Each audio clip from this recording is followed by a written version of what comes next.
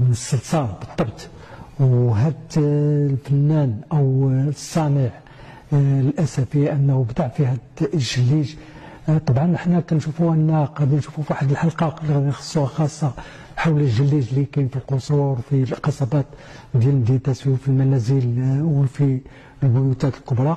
هذا نخصوا له واحد الحلقه.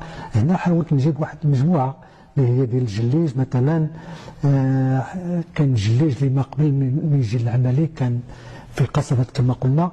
وهنا حاولت مثلا هذا الجليج هذه القطعه مثلا هذه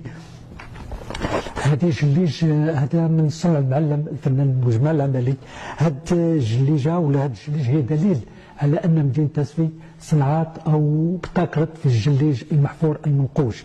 وهذا الجليج ديالها هو عنده واحد الخاصيه ديال هذه الوحيده اللي كاين عندي، وكاين بعض الاخوان اللي كنعرف عندهم نماذج من هذا القطاع. هذه ما بقاتش، هذه دارها مجمع العملي.